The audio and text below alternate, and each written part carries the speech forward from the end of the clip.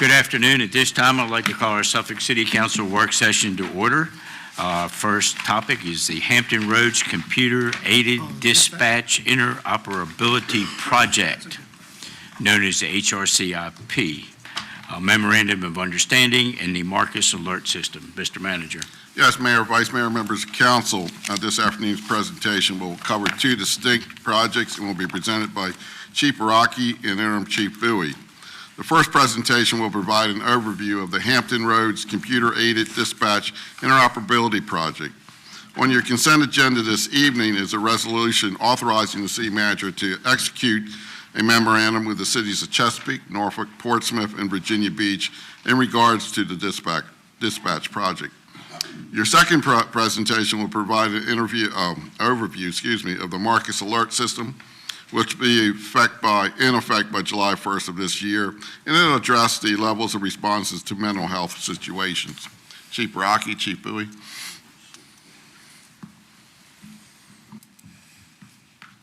you, Mr. Moore. Mayor, Vice Mayor, members of the council, it's my honor to stand here with Chief Bowie to lead off with our Hampton Roads Computer-Aided Dispatch Interoperability MOU. This MOU is relatively progressive in the fact that what we're doing is we're taking, like the manager said, the cities of Chesapeake, Portsmouth, Suffolk, Norfolk, and Virginia Beach, and we're taking the CAD systems that are independent. Each municipality has their own CAD. And we're using software and technology around to merge the CAD so that each CAD in the individual locality's 911 center can see the units that are in the 5 regional fire departments and then dispatch those units appropriately for what we call the closest and most appropriate fire or medical resource. It's really a win for our dispatchers. The Hampton Roads, Southside Hampton Roads communities has been doing automatic aid since 2015.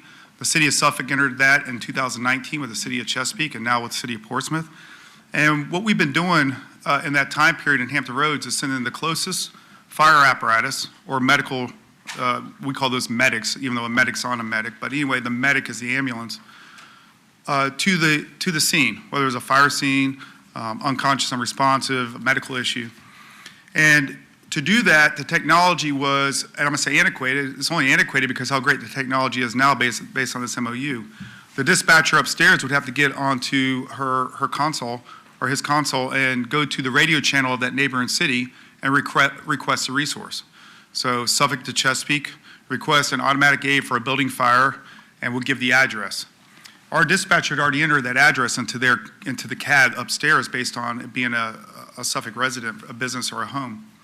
The Chesapeake dispatcher would then take that information over the radio and enter it into their CAD, so double entry. Their CAD will be set up with the dispatch recommendation of their units to our city. It'll build that case. Then they would dispatch those units, and then those units would go to our tactical channel and work the fire with us. The average time to do that was about 4 to 6 minutes.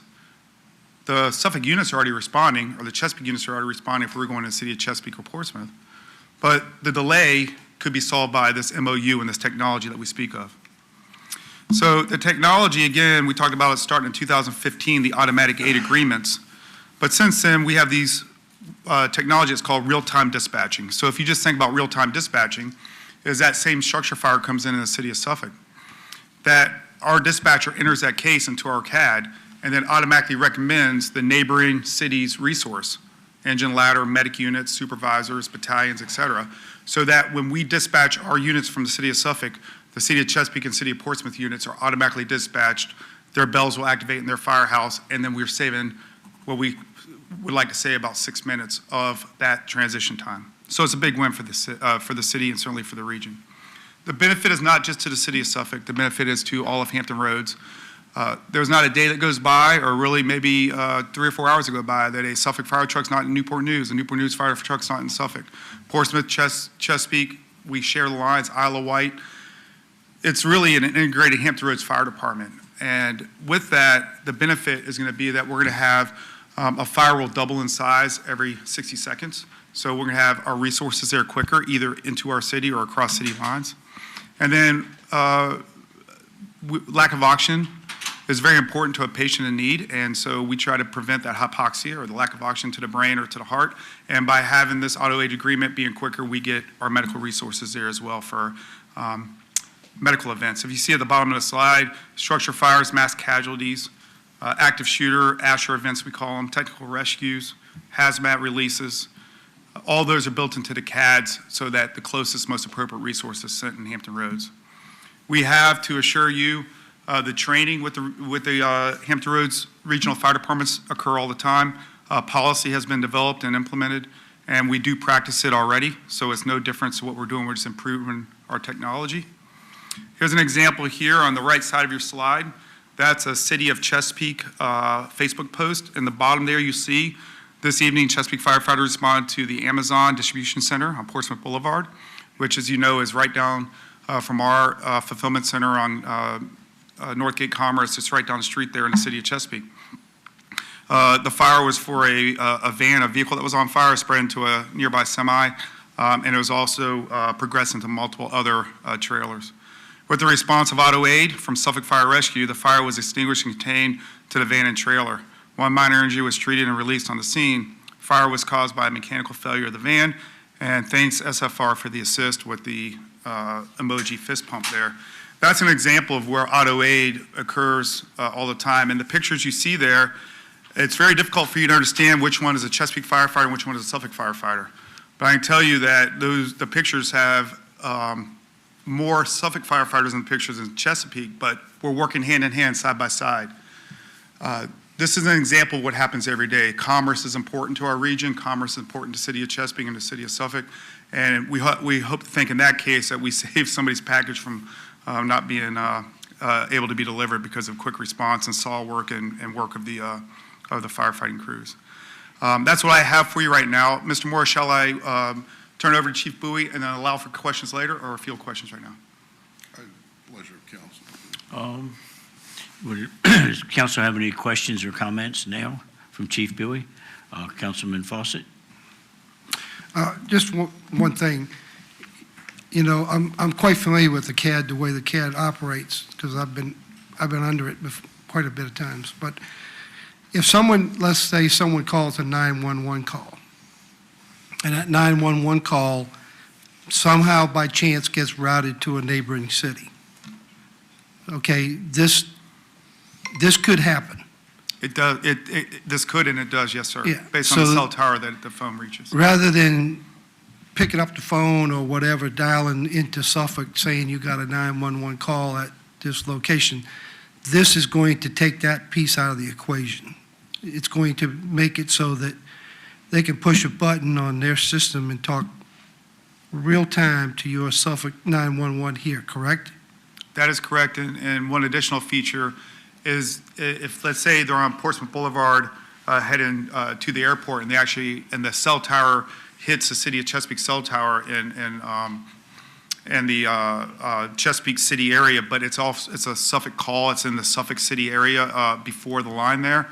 Is a Chesapeake dispatcher now can build the case and recommend units with a Suffolk address, and she could dispatch our units, and then our dispatcher will see the case build on her screen and be able to see that there's a now case built by the Chesapeake dispatcher, and units are responding based on protocol, which will be all the Suffolk units and assist by the City of Chesapeake. Which is just fantastic, because that cuts down the fact that the dispatcher here would have to enter all that into a CAD to get those units rolling. Yes, sir. That area, city can punch it up for you and get your units going, and then it gets turned over to your 911 here, correct? Yes, sir. And the example of Bowers Hill is a great example, because if the motorist passes a crash in the City of Suffolk before the line, by the time they may make that 911 call, they're in the City of Chesapeake, hits their tower, and then it reduces the time period that the dispatchers have to do their communication from their dispatch center to, it's all integrated now. And the FRES files, we call them, all the FRES files are integrated for every street address. In theory, if the Virginia Beach 911 center went down on the fire side, Suffolk dispatch could dispatch every fire truck and every fire call in the City of Virginia Beach from upstairs. That's an example.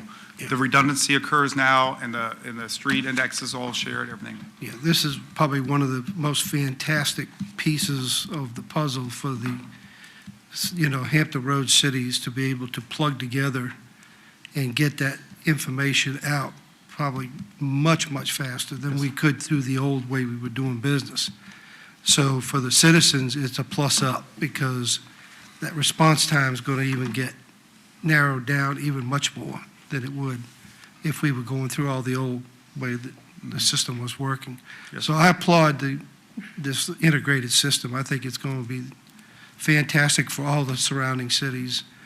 And it makes it so nice so that, you know, you get a plane crash at Oceana, you know, and Oceana, Virginia Beach needs support. You're going to be on it before you even know it, Yes, sir. which I guess will work hand in hand. I don't want to steal the chief's thunder from the PD, but I'm sure that it's going to also help him and his officers too. Yes, sir. Anyway, thanks. I appreciate it. Thank you, Mr. Ross. Council, we will have an opportunity for questions and comments at the conclusion of Chief Bowie's presentation as well, but does anyone have any questions or comments now from Chief Baraki? Okay, hearing none. Chief Bowie? Yes, sir. Thank you, Chief Baraki. First of all, I want to start by saying I do appreciate very much the partnership that our department shares with the fire department and Chief Baraki. It's much appreciated, and the ability to work together like we do is a big benefit to all of us. Mr. Mayor, Mr. Vice Mayor, members of council, and City Manager, I appreciate the time to be able to talk today. A little bit about the Marcus Alert System. As the manager has said, it's a system that we're mandated to have in place by July 1 of this year, and we're working towards that goal. What is the Marcus Alert System? The Marcus Alert legislation requires behavioral health, law enforcement, and fire and rescue and 911 call centers to work together to better respond to behavioral health calls. The legislation has three primary components. Overall, as we get into this, overall, the job of the Marcus Alert System is to reduce the role of law enforcement when somebody's in a mental health crisis, to give other avenues and other resources that they can have other than just the police responding and ECO being issued and going that route. You'll divert behavioral health calls from 911 to regional crisis call centers. It's 988. The goal is to have people call 988 when they're in that situation and not call 911 directly, but if in fact 911 receives that call, there'll be a soft handoff from 911 to the 988 center so they can start getting the resources that are needed to help that person who's in that mental health crisis. Formalized agreements between fire and rescue and law enforcement and mobile crisis teams. We're in the process of getting MOU signed and approved, and we're in those processes as we speak. A specialized response from fire and rescue, law enforcement, when responding to mental health calls. What's the vision for Virginia's behavioral health crisis system? Virginia's behavioral health crisis system is being modeled after the national crisis, the Crisis Now concept. This concept was created as a best practice model after systematic review of behavioral health crisis systems and their effectiveness. Crisis Now has four core elements. The first, high-tech crisis call centers. That's your 988 center. That's your 988 center. Your 24/7 mobile crisis is mobile integrated health. That's a paramedic and a counselor, a clinician traveling in a vehicle, a Tahoe type vehicle, an unmarked vehicle, no lights, no siren, responding to these types of crises to intervene prior to police intervention. The crisis stabilization programs, that's kind of what we do now. That's police responding, securing an ECO for the subject if in fact that's what needs to be done, getting a TDO and transporting that person to a facility to get the help they need. And the essential principles and practices, it meets the standards and that it's ever evolving for our community's needs. Whatever the needs of the community are, this can evolve to meet those needs. What is 988 and the regional crisis call centers? 988 is the new 3-digit code for the existing National Suicide Prevention Lifeline, the 1-800-273-TALK hotline. The National Suicide Prevention Lifeline is made up of an expansive network of over 200 local and state-funded crisis centers located across the United States. The counselors at these local crisis centers answer calls and chats from people in distress that the Lifeline receives every day. The goal would be people call 988, they get to this crisis center, and the proper resources are given to them, or they're referred to the proper resources, or the 988 center can do a soft handoff back to the 911 center if the need has increased.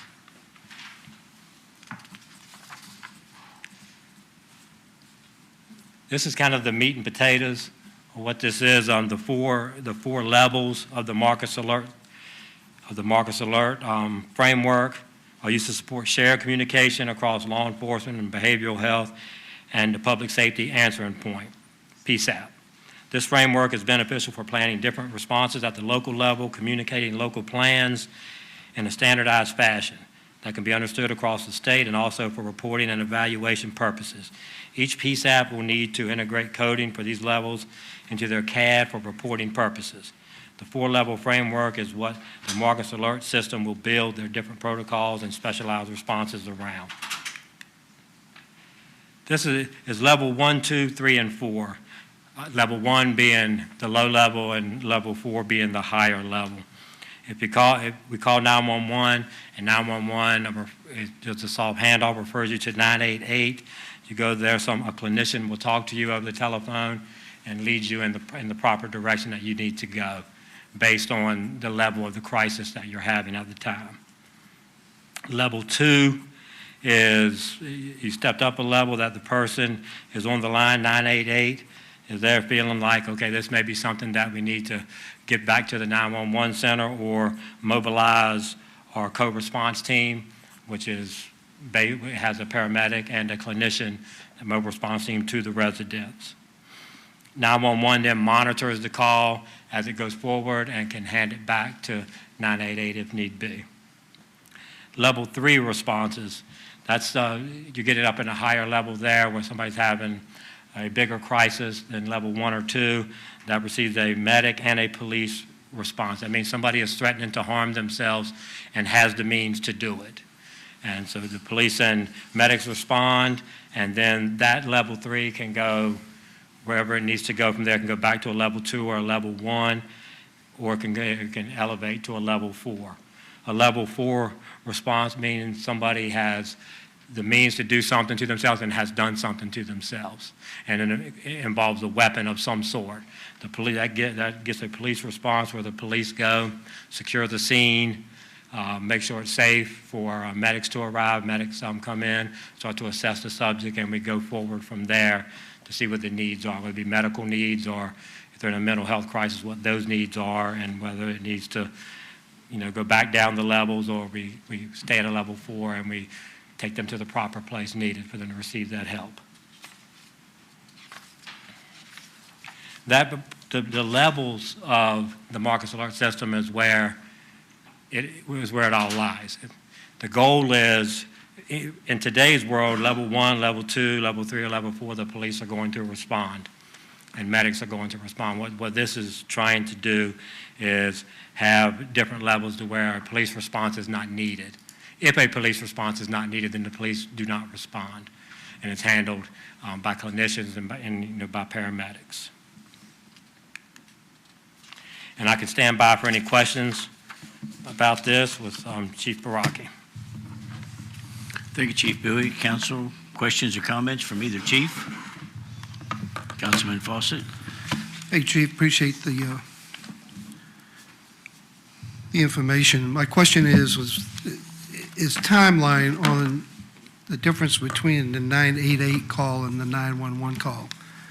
Because it appears that most of everything that comes in, it comes in on the 911 call. At this time, yeah, most everything does come in on the 911 call. So if we're going to switch it back or hand it off, I'm looking at what is going to be the timeline for it to get handed off, and do we have any outlook or picture on what it's going to do as far as getting something to that individual that's having that issue? Because, If it goes to 988, they're going to sit there and go through the plethora of call information they got to get, and how quick are we I going mean, to upgrade it or downgrade it is, So I take it your question is if they call 911, how much time elapses if 911 refers them to 988, or if 988 refers them back to 911? yes. Am I hearing you correctly? And the way I understand it, sir, is that happens pretty much right then in real time. Right then, there's not a long delay. If that in fact is your question, there's not a long delay between doing the soft handoff from 988 to 911 or 911 Yeah, to I'm 988. looking for a delay time. Is there going to be a lot of delay, or is it going to be pretty quick Oh, it's and going to be pretty seamless? instantaneous. Yeah, the handoff back is going to be. Yeah, and you said there would be somebody that would actually go and respond to that location. They would go in a vehicle of some sort, and It's the And- code response team, yes, sir. so are they going to be assisted by law enforcement at that point because of the going to that location from a 988 call? And it depends on what the level is at that time. If it's a level 1 type of call, then that code response team can respond without a law enforcement response. Okay, And that's the goal, is to have them respond without a law enforcement response if there's no immediate threat at that point. And the code response team with a paramedic and a clinician can respond and, assess that person. so where is that patient going to go or person going to go from that point? Well, it depends. At the level 1, it depends on, what type of need there is. As they're assessing them, it can go from a level 1 back up where they need to be ECO and all that. But other than that, they can be referred to other agencies that are going to assist them in their crisis. Because I know, the big thing now is mental health Yes, sir. crisis out here. It's just, it's big now throughout the country. It's, we're not exempt by any means from it here. But I just want to make sure that, I want to learn all these steps that people are going to go through so that they get quick time help, because Yes, sir. that's part of the problem here is the longer this thing lingers, the worse the situation could get. And so that's going to be the main thrust of it is, time getting to the patient or getting to what their needs are to getting it fixed Yes, so sir. that we don't have this thing turn into a bigger incident that And could possibly happen. At 988, they call the 988 center, and the 988 center says, hey, this needs to require 911 call. They're going to call 911 and say, hey, this is our situation, this is the So- address, and the help then our dispatchers would start deploying that help immediately. Yeah. So I'm not trying to put you on the spot, but what is the timeline for us to get this program rolling? It's you're mandated by talking July about- 1st. So are we anticipating getting it up and running anytime prior to that? Because, how long is it going to take you? I think July 1st is a good number. Is Okay. a good number. Mandated. It may be a little earlier than that, but we're certainly not going to be later. Okay. I appreciate it, Chief. Yes, sir. So, thank you. And also, sir. Chief Rocky, appreciate it. Councilmember Butler Barlow? Yeah, I just had a short question. I know on the one slide, it was listed that Western Tidewater Community Services Board is the partner agency. Will there be other agencies involved, or will that be the primary go-to? And I'm assuming that you all have had good working relationships up to now. Oh, yes, ma'am. But I'm just curious, are they the sole entity that we'll work with, or will there be other organizations that we Yeah, work with? for us, the collaboration is Suffolk Police, Suffolk Fire, and Western Tidewater Community Service Board. Okay. Yes, ma'am. And I can assure you, we all three have very good working relationships. Great, thanks. Councilmember Bennett? Thank you. How, when you get a call, how do you determine the level? Based on the circumstances of the call, like for a level 3 or 4, if the call is, so a person has a weapon or the person is currently doing harm to themselves, then that obviously goes right to a level 4 type of call, which would get your police response and your medic's response. It's based on the information given to the either 988 operator or the dispatcher, that would create the level. So it would depend on the conversation that you're having with the caller. It would determine, yeah, what's being communicated by the caller, or any other information that they were able to obtain prior to. So during the respond time, when you respond, what's the procedure of technical use of responding when you go to those type of calls? Are you asking, how do we determine our priorities? Yes. Whether it's emergency equipment, not emergency equipment? Yes. And we have priority 1, 2, and 3 calls. Our priority 1 being the most urgent call, and if there's a weapon involved, or an accident with injuries, or somebody, wounded by a weapon of that nature, that requires a priority 1 response, which means emergency equipment activated, blue lights and sirens. Okay, thank you. Yes, sir. Councilman Rector? Thank you, Mr. Mayor. Thank you, Chief, for the update. I agree with Councilman Fawcett. I think this is going to be a much needed system, and I'm glad sorry we're being mandated, but I'm glad it is being put in place. Just kind of a couple of questions of how this works mechanically. The 988 center, will that be the dispatch, will that be in a completely separate location from 911? Will they be their own standalone unit? Yes. And then do we know where that's going to be, and, staffed and all that other good stuff? It's regional, and I don't, so we're one of the regions in our Community Services Board, and I believe it's in Newport News right now. And we follow Councilman Rector, but I believe it's in Newport News. Is our regional 988 center is in Newport News. Okay. And then my second question is that I guess we're asking the person who's going to be making the call to act basically almost in a triage position. They have to look at the situation and say, or do they, and say, I think 988 can handle this, or should I call 911? And I guess whoever's making the call is making the initial determination as to really what the threat level is, aren't they? Yes, sir. That's you receive a call, and the caller is, I'm having a really bad day at work today.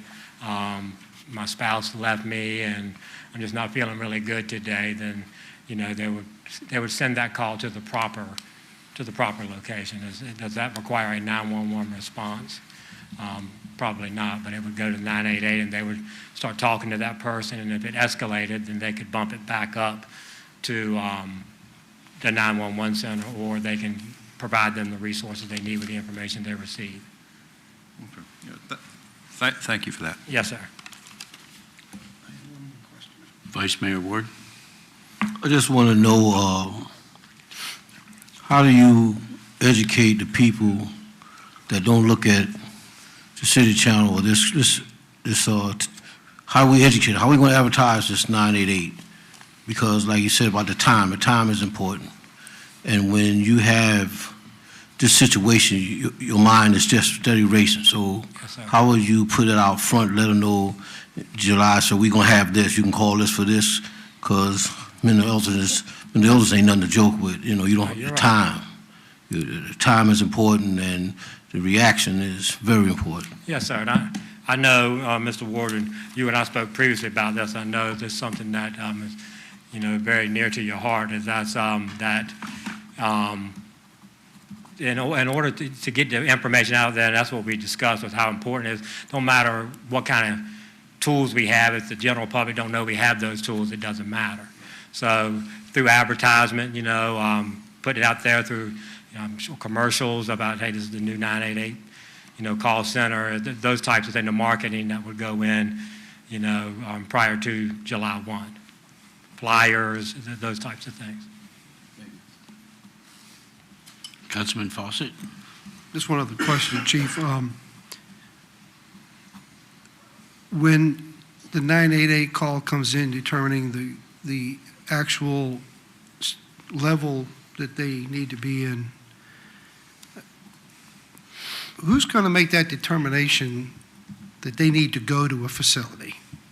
I mean, I realize sometimes you talk to people and they want to go or they don't want to go. So how is that?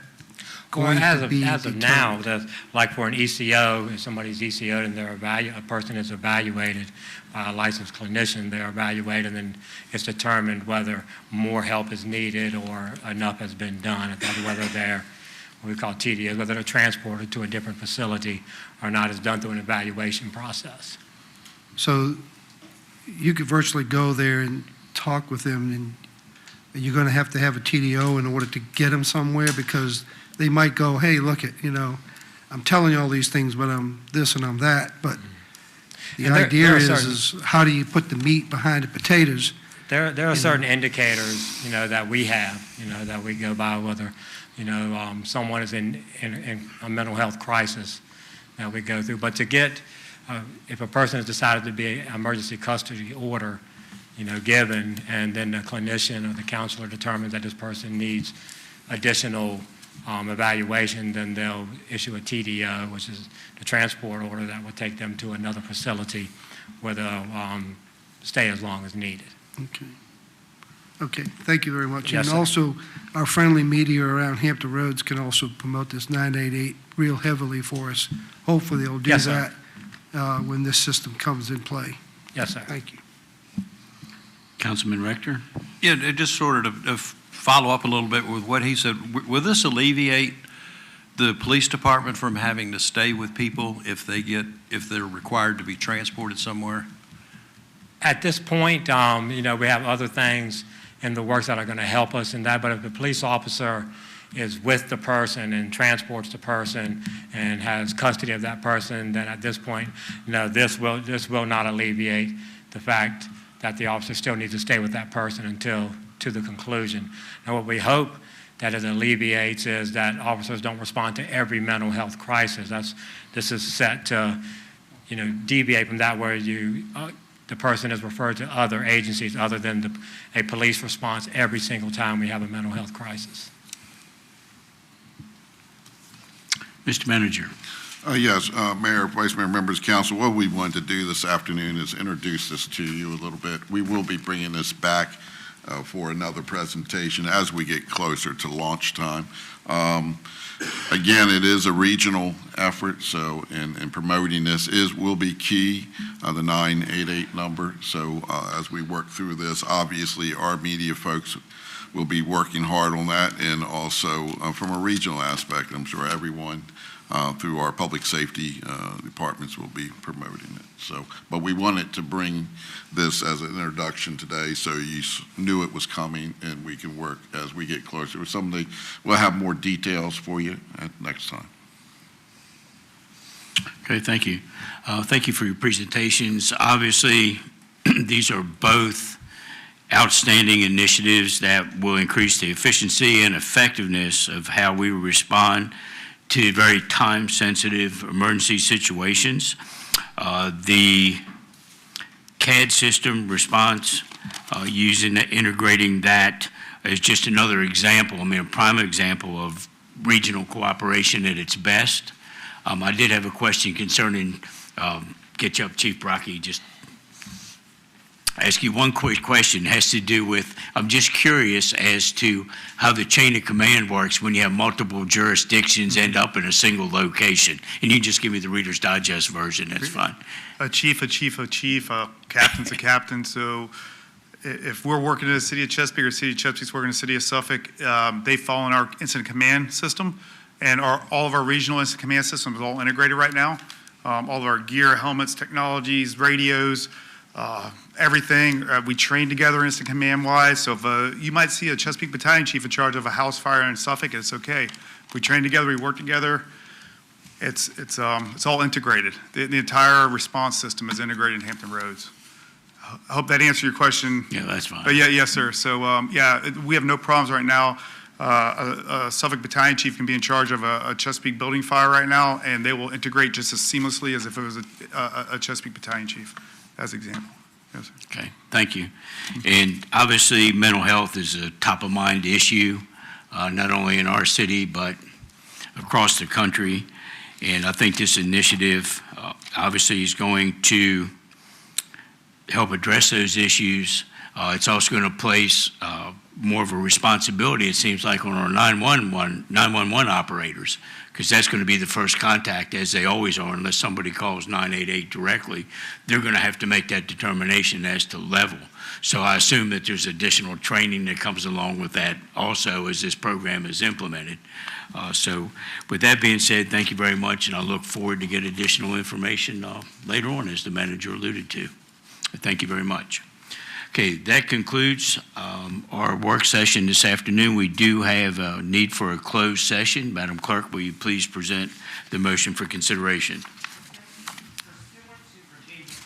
Pursuant to Virginia Code Sections 2.2-3711A8 and A1, consultation with legal counsel employed by a public body regarding specific legal matters requiring the legal advice of such counsel, and the discussion, consideration, or interviews of prospective candidates for appointment and the assignment, appointment, and performance of specific public officers or appointees of the city, specifically the appointments as shown in the attached list for vacancies or term expirations for the Community Policy Management Team, the Early Childhood Development Commission, the Fine Arts Commission, the Human Services Advisory Board, the Local Board of Building Code Appeals, the Sister Cities Commission, the Suffolk Redevelopment and Housing Authority, the Tidewater Youth Services Commission, the Western Tidewater Community Services Board, and the Wetlands Board. Council, a motion has been presented for consideration.